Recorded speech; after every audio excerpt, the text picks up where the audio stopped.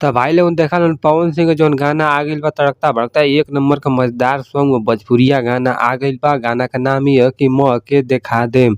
अब कौन चीज में दिखावल जाता कौन चीज ना दिखावल जाता ई त भैया वीडियो में पता चली। वीडियो में रुकबा तब ना रुकबा तो भैया हम कुछ बता ना पैबा। जनता माफ नहीं करेगी। तो भाई लोग देखा लोन चांदनी सिंह जौन की नचनिया रहनी तो ऊ तो मतलब नाचत रहनी उनकर काम नाचल। आ पवन सिंह भाई देखे वाला हो तो उनकर काम मतलब देखल तो लोन के बता दें कि ऊ देखे न लेकिन पैसा उड़ावे न तो मतलब पैसा ये उड़ावे न ज्यादा। आ जौन की बात कहने की तू बहुत धीरे धीरे नाचत हो आइला पैसा मतलब दबा के हम देते हैं और मतलब कि खूब दबा के मतलब जोरों शोर से नाचाता है। ओकरी बात तो चांदनी सिंह मतलब ये कहनी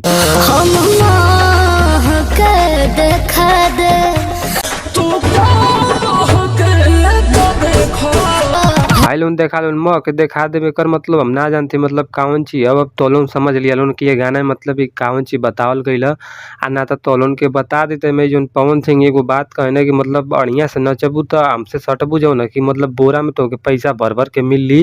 तो बात तो सही है भाई इनके पास तो पैसा हो भाई कुछ भी कह सकत हूँ। तो जौन कहे ना ये बात कहे ना कि पैसा हम बोरा में भर भर के तो देबा।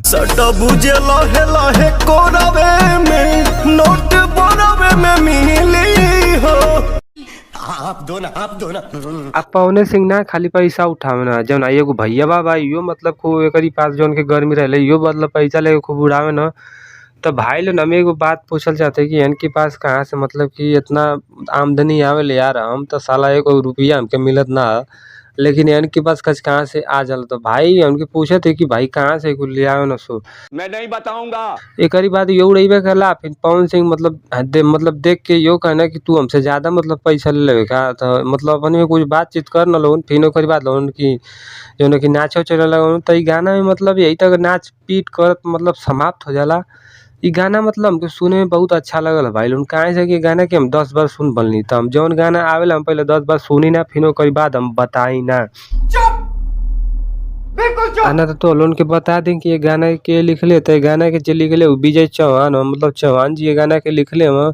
अब म्यूजिक देले विक्की बॉक्स से म्यूजिक देले हम तो म्यूजिक भी बहुत सही है और गाना में के दिखा दे मम्मी में का दिखावल जाता है तो हम ना जानती मगर क्यों तो और भाई लोग सब बढ़िया एक बार गाना के तो लोग से मतलब कि आगा आकर रखिए गाना के सुन लो ना ता अगला वीडियो में मिलत है।